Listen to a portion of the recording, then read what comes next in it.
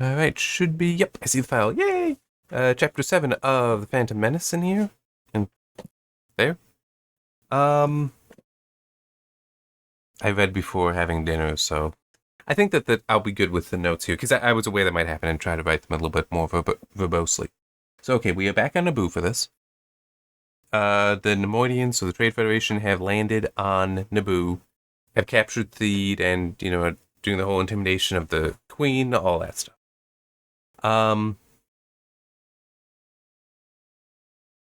going to go to that one. I got 4 written notes. I'm going to go to number 2 first, because 1 and 3 are related, and 2 is kind of quick. Here's where we finally get it mentioned that the monarch for Naboo, right now Amidala, is elected. And it's actually Gunray, the viceroy, who is like thinking on this and how it seems so weird. He's never really encountered anything like this before. And that he doesn't even understand of people that would necessarily do that. But also mentions... Yeah, I just want to see if I can actually find the page. Might help a little bit. Yeah. And yet the people of Naboo had chosen her as their queen. There wasn't one of those monarchies where blood determined right of rule and dynasties prevailed, and so on and so forth. Which... we finally get this, which that doesn't make sense with what was said before, that she was trained for this. Additionally, what interested him was her youth. She was barely out of girlhood, certainly not a full-grown woman. And yet the people of Naboo had chosen her as their queen. I already said that. It's like... So we're talking she's teenager, right? But in prior chapters it was established she was trained. What kind of training are they putting their children through? This is ridiculous. And plus the whole, okay, fine. You had a parents that decided instead of you going to school, getting to be a kid, we're going to train you to be a global politician. Not necessarily good parents, just gonna say that. And by the way, there's also no mention of them even being around, but anyway, let's set that aside. Who did she beat? Like, this is an election, right? Which means that she had to have beaten out potentially other young women. In which case, then this is a culture where it's like, you could be a kid, but instead we're going to make you be politicians. What are the adults doing? I mean, the governor is actually described as the main governor who he is in the movie with the pointy beard. All he's old. So apparently it's we'll just, some people will decide, we're just going to do this to our kids. Anyway, but potentially other young women, other young boys, other young men. Or we're talking about actual adults that potentially have spent a significant portion of their lifetime actually as politicians that she beat.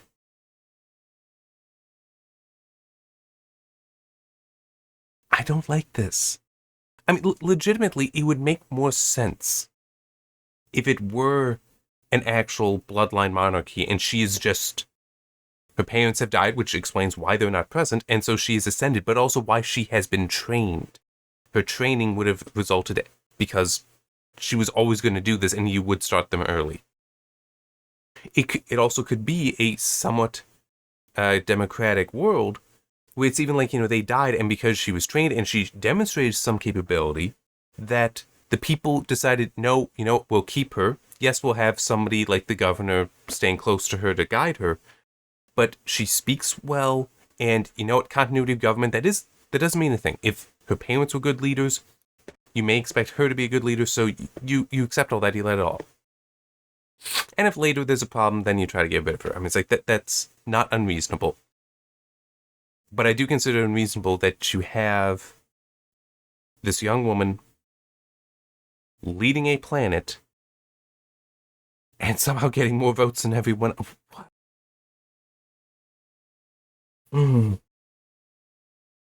Anyway, I don't... but I will grant, I can't understand them not wanting to do bloodline stuff, which could also be she just abdicates later. Because she does choose to become the ambassador later. Could be that she decided, you know what, because of the adventures that we're going to be getting to, my interests are now beyond Naboo. I cannot serve Naboo faithfully as a queen. I want to be its ambassador. I will abdicate the throne as queen. And you could do all that. Which would also help, because then you'd think it would be a problem if she is of royal blood. Having kids with Anakin, it's like, wait, who's the father? You really need to be married for this to work. I can't say who he is. We did get married, so there's a record of it somewhere. We can find it. Anyway, now let's get to 1 and 2. Sorry, 1 and 3. It does actually describe that Naboo was surprised by the invasion.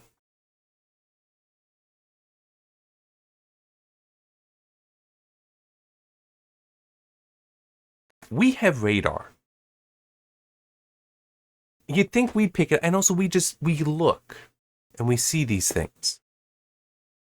But Naboo, that technically should be on a world far more technologically advanced than our own, and is and should be considered in a state of war, because they're blockaded. That's a war act. I talked about that in a previous video. Hang on just a second. That was about to make noise. And they don't have their sensors turned up all the way to realize that, there's a bunch of stuff coming down. They should not have been surprised. Should not have been. But this also goes to something else, which is, I talked about, why are they landing in the swamp that apparently is far from, at least the capital city, which is another thing. I think that's with point 3. That the Jedi landed far enough away, and they landed with the invasion force, or at least a portion of it, so far away that the quickest way for them to get to Theed, the capital, is through the core. Which that should be a very large distance that doing that would be worthwhile. It also doesn't seem to be all that worthwhile, because they get there not in time to get the princess out before the invading force that they came down with got there, even though they took a faster route. It really doesn't make any sense. But coming back to it, it still is. This force land. Okay, let's say that they did land so far away and in the middle of nowhere, such that you're not tracking everything coming down around the planet. It's like, it still is. You're blockaded. You're going to start trying to monitor everything. But they land far enough away that you don't see. How do they sneak up on you? Because that means they're like half a world away and are sneaking up on you? It really doesn't make any sense. The Jedi, it would make more sense if they arrived there ahead of time. Because, I mean, this is when the chapter starts, and they're not there yet, that we know. The city's already captured. The city's captured, the populace has been rounded up, and the Viceroy has landed. He's a coward. He's not setting foot on that world until it's captured. So, they really didn't take a fast route. Or, you're going to try to tell me that was a separate force. Even that they landed down with a separate force that was going to go after a different city. It's not clear, though. Because at one point you do have the governor referring to, you've captured our cities, which could be metaphorical or hyperbole, that no, you've captured Theed, you've captured the capital, you haven't captured these other places. It's just, you're speaking more generally, our cities. Because then when it gets to the treaty, that if the Queen signs it, that then that would make the invasion legal. It's only Theed that is named. That only Theed is the one that's captured, has been captured. Okay, then the invasion force has to be nearby. I mean, it makes such little sense. And I'm sorry, but this isn't a minor point, at least not to me. This invasion is of great importance to the story. You can't have details like this wrong. Okay, I mean, if you want to have that multiple cities were attacked, fine. Describe that multiple cities were attacked. Don't name just Theed, because let me see if I can find it. I remember where it is on the page. It doesn't mean I remember the exact page. It's almost, I know I'm near it, though. Yeah, a little bit further. Yeah, the Naboo and the Trade Federation will forge a treaty that will legitimize our occupation of Theed. Okay, that's the capital. So they are occupying Theed. There's no reference to them occupying the rest of any other cities on Naboo. But we do have over here, it's the governor speaking. I just want to... Okay. It is bad enough, Viceroy, that you dare to disrupt transmissions between the Queen and Senator Palpatine while he is attempting to argue our cause before the Republic Senate. Bad enough that you pretend that this blockade is a lawful action, but landing an entire army on our planet and occupying our cities is too outrageous for words. That could be speaking with hyperbole, with exaggeration, and also just generally. That, no, it is only Theed, but it still is, you're invading our cities. Like, the whole concept itself is a problem. So, I don't take that as gospel that multiple cities have been invaded, because that could just be how he's talking. Whereas this, the Naboo and the Trade Federation will forge a treaty that will legitimize our occupation of Theed. That specifically states, and this is the Nemoidian talking, okay? I could believe that these people are fastidious when it comes to these treaties. So it's like, okay, we'll legitimize your occupation of Theed, but the rest of the planet, we're going to make sure that everybody knows that's illegal. It's like, our occupation of the planet, of your world, of Naboo. I mean, there's so many different ways that you could put this, but no, it's of Theed, which is the capital. Which, granted, in a situation like this, because it's arguably they don't want it to be a hot war, and indeed it does basically say that the Naboo are peaceful, so they have no weapons. It's like, that's not peaceful, that's stupid. But, I mean, it's like, it would make sense in a situation like that. Yes, you only go after the capital. You ignore everything else, because you capture the capital, you've effectively won. And if it's look, we're trying to exert dominance. We're trying to show force here. That's what we're doing here. We're not actually looking to harm you, but we need a powerful political statement capturing the city achieves that. Totally legit. No problem with that. Because, I mean, technically what they're trying to do here is not capture the city. It's, well, ignoring Sidious and his plotting. It's the Trade Federation trying to basically be so annoying that they have leverage now to get rid of the trade route tax. That's what they're trying to do. So they have no interest in a shooting war. They're capable of it, but they have no interest in it. So just going after Theed makes perfect sense. Honestly, I got no idea what's up with Palpatine. What his plan is here. Because what would he do? Legitimize the attack on Naboo so that then they have leverage. But it's like, well, if the Senate gives in and ends the tax, then the Trade Federation should leave the planet. And then what? How does this lead to the separatist movement? We understand later on at least, he's trying to start the Civil War so that then he can produce a situation that he elevates himself into power. Okay. Either the Trade Federation gets what it wants, and so the separatist movement has no reason to form, or the Trade Federation doesn't get what it wants, and the Republic decides to eliminate them. Which, because that may actually be a force from the Republic, it would strengthen the Republic against them.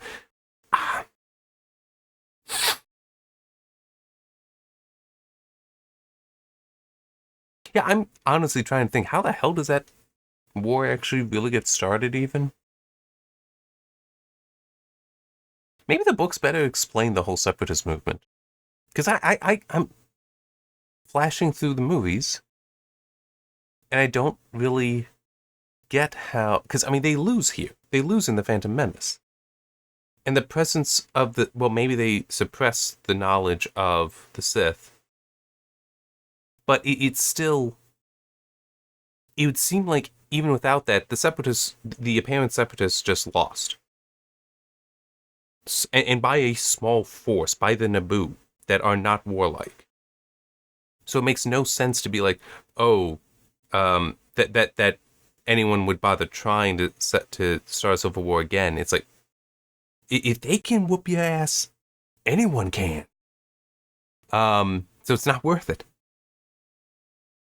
And then if it's that the Sith are known, that Darth Maul is known by others, then he might be some seeing if we can figure out who his master is, then we may get somebody to help us. But at the same time, you'd also have the others being like, no, we don't want any dealings with them, and we're going to start being on our guard and watch out for this stuff to try to prevent it. So I do hope that the book, that Attack of the Clones, goes more into that, because I am genuinely uncertain of what the true instigation is for it as far as the public explanation.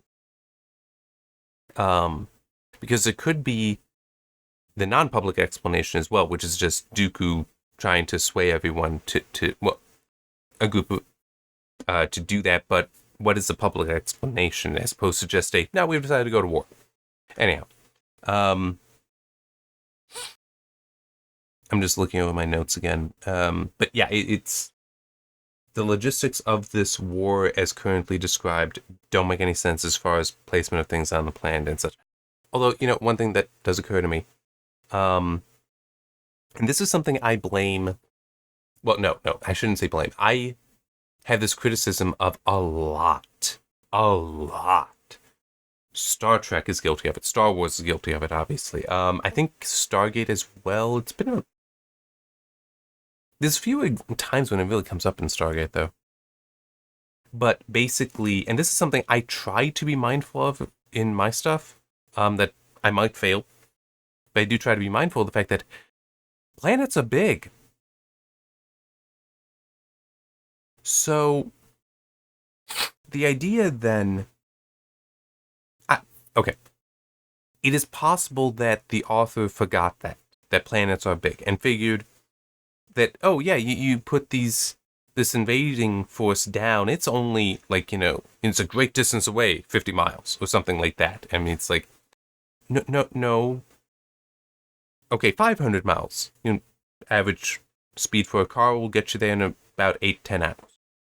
I know that because we used to make that trip twice a year.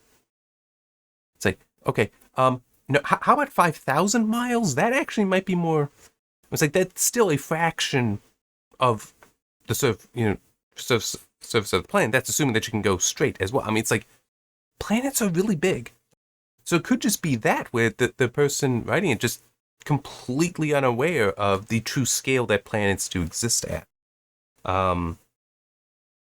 And also the fact that there would be such geography that, it's not like you can always just go straight. Sometimes you would have to go out, and I don't know. It is a problem. And as it's something I do try to avoid when I do my writing. I know, in a letter from Catherine, one thing that I even make a point about is that planets are big. So there's a story in it talking about an emergency occurring on a planetary colony.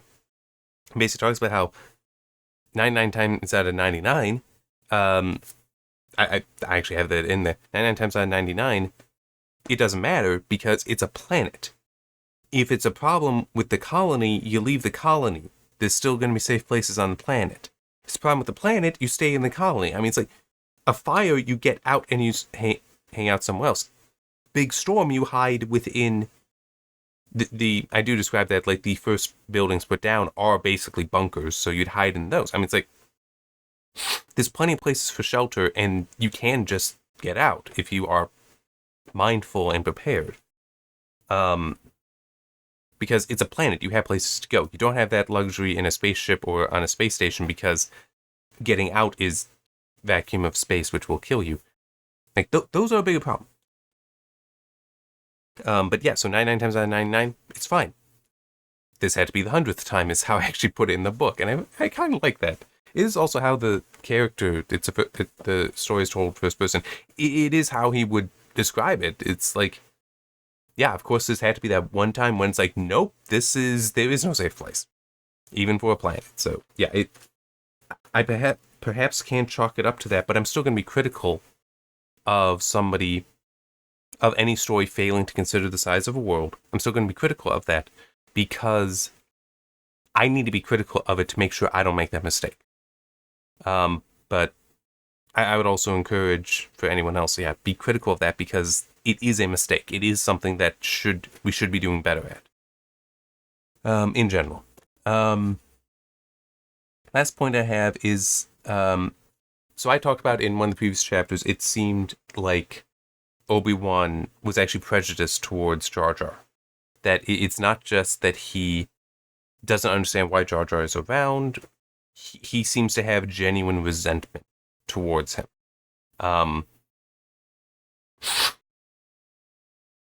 Excuse me. Potentially, that was just me interpreting things and how it was written in that chapter. Well, we have another interaction with him and Obi-Wan and Jar Jar in this, and yeah. Make sure everyone is settled in place. Qui-Gon tells Obi-Wan, and his eyes move to where Jar Jar Binks was already up and poking about. The younger Jedi moved quickly to take the Gungan in hand, propelling him forcibly through the main cabin door and into the anteway beyond. On its own, I'm okay with this, because Jar Jar, you already know he's clumsy, he is potentially a danger, and this is a high-stress situation. You need to control that variable. So I'm okay with that, with him basically forcing him out. That's fine. That's look, situation needs to be under control. You're moving. Ignoring Jar Jar's protests, he glanced about for somewhere to stash the bothersome creature. Again, this is kind of okay. Catching sight of a low, cramped entry with the words astromech droids lettered above, he released the retaining latch and shoved the Gungan inside. Jar Jar has been described as basically the size of them, humanoid, long and late. I mean, it's like the image you see in the movie is accurate with the book. Like, there's a lot that they are very accurate between each other.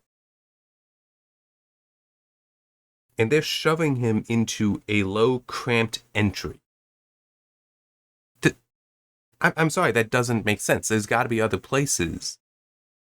They could even just be, it is a ship. Do they not have seatbelts? I mean, even the Millennium Falcon, you actually do see them on. In A New Hope. When they're leaving... Is it when they're leaving the Death Star? I don't remember, but you do see... I'm pretty sure it is Luke and Leia sitting down and with the chess table thing, and that they have straps on them. So it's like, it's not unreasonable that there would be some sort of restraint, and plus there is, brace for impact kind of stuff. You would need that. So why not just strap him in and tell him, don't move? You could do something like that, because even if he is going to get himself out, it still is, you have some time. And then hopefully things can get under control by then. But no, instead, he shoves him into somewhere small, cramped, that he's not going to be comfortable in. And I do feel that this is, stay here, he directed with a meaningful look, and keep out of trouble. I mean, it's like, I do feel that it is still, Obi-Wan really hates him. Well, I shouldn't say hates. I think resents. I think he resents him. Doesn't want him around, he doesn't understand, and he's just negative energy. All of it, right at Jar Jar. And it's... Yeah. And then it does describe how Jar Jar then starts looking at the astromech droids, and he can't help himself, and actually he's like, start poking at one. And it's like, oh, it reacted. Oh, all right, well, here, what happens if I grab it and start picking up the head of one of them, the dome, and he actually gets it to come off entirely? At which point, springs and wires, it says go, pew, and he's like, and then backs away. It's like, and then when they're actually called out, that one, like, all the others come out of their alcoves and go to leave. And this one comes out and just slams into the wall because it can't see, and then just falls over. And as R2 is going by, just looks at Jar Jar like, what did you do? And then keeps going. Which I get, that's in there for comedic effect. It is also, why would you design an astromech droid that way? That you could just lift up and expose and have it. I mean, even describes it as accidental, but sabotage. It's like, it's a bad design. But yeah, I'm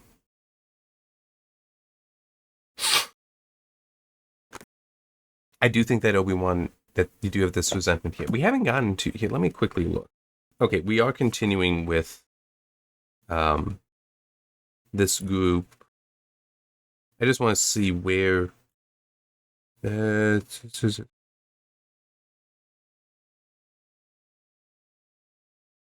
Okay, so the next chapter goes from them still like actually trying to escape the blockade to them having landed on Tatooine and the group that goes out to explore Mos Espa, leaving the ship. So yeah,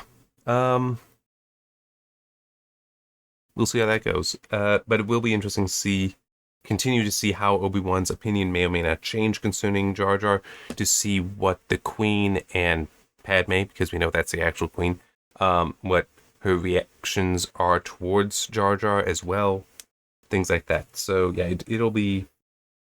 You know what else will be interesting? And I actually have some doubt here. Is if we ever see Padme / the Queen break emotionally. Because it's not unreasonable that she would, given the whole thing going on. It is terrifying, and she is young. It's not surprising that she would have an emotional breakdown at some point. And to help, part of the reason why I doubt this will happen is because the book so far is in many ways very similar to the movie, and that isn't in the movie.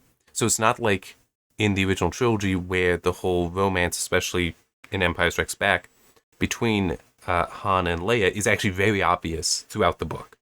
It is, like, as I said in whichever one of those videos for Empire would have been, in the movie it makes sense. Her saying "I love you" and Han saying "I know." It makes sense because she has basically not been acknowledging him in that way the entire time. In the book, she has been acknowledging him the entire way. So him saying "I know" is like, well, yeah, obviously we were making out like an hour ago. I mean, he doesn't need to say that. Her saying "I love you" could still work. I don't remember if she did prior to that, but it's like that Leia I could see having, and I'm trying to remember if she actually does. Not a full-blown breakdown, but just somehow cracking and showing the stress. I want to say that we did get that in the book somewhere for Leia. And I hope we do get it here for Padme, because it is appropriate. She is young. And she's lost her world that she, being the monarch of, elected or not, it's her world. She's responsible for it, and she has failed. She's apparently failed. And it's like she can't keep focusing on, I need to, if I can get to Coruscant, plead our case, the Republic will help. She can do that. She can start focusing on that. But remember, she's gone from, everything is fine, to, I'm being blockaded. This is illegal. The Republic needs to do something. The planet has been invaded. I've been captured. We can go to Coruscant and get help.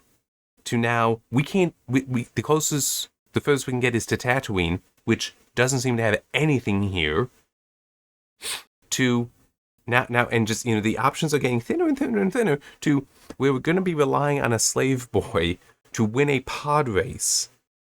To do this, these are illegal places, and this kid could be my younger brother. He's like several years younger than me. What, we're relying on him? What? And just smaller and smaller and smaller.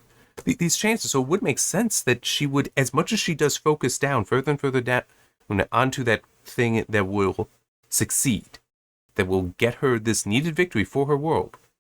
It still is. It's narrowing so much. It would make sense that that the stress gets her at some point. And I hope it does, because characters deserve to be human. And the readers deserve characters to be human. Because you see that, and then legitimately, this is how I would do it. She either has that moment with Anakin, who, being a stranger, and who doesn't really know her, and is going to be fine. He'd be a good confessor there. Or Jar Jar. Somebody else who is also tied to the planet, but isn't somebody that needs to look up to her.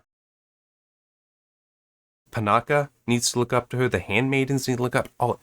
But Jar Jar is somebody who cares about Naboo. Who cares about the planet, but she doesn't have that responsibility to him, and so can do that. Because she can't even do that to the Jedi when you think about it. Because she needs to appear strong for them as well, because they're risking their lives to save her, essentially. And so she needs to validate that by her own strength, by her ability to get through this. I mean, maybe you could do it with Qui-Gon, but only in private. There's no way, the way Obi-Wan's described it, there's no way you could do that with her, with him. But it's like, you could have a moment there of weakness that humanizes, but then out of the system, and then it's like, okay, this is what I have to do. I'm getting back to doing it now. I mean, it's like, absolutely good moment to have, but I really doubt it that it'll be here. I really doubt it.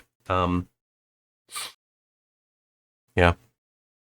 And I will just add this. Leia is kind of similar in A New Hope in that she is always steadfast, always aloof, all that. She's older, by a few years. She has been trained in this her entire life, including for warfare. Like, she has been Rebel Alliance for a while, because her parents were also involved with it. So it's like she's accustomed to this to a degree. And she's also arguably, in A New Hope, in the book at least, is a minor character. Well, it's not a minor character. She isn't a primary character. Luke is the main character, and Han is, like, second. She's third. So you don't need the attention on her. She basically has no character development in that book. And I don't think so in the movie either. Luke and Han both do.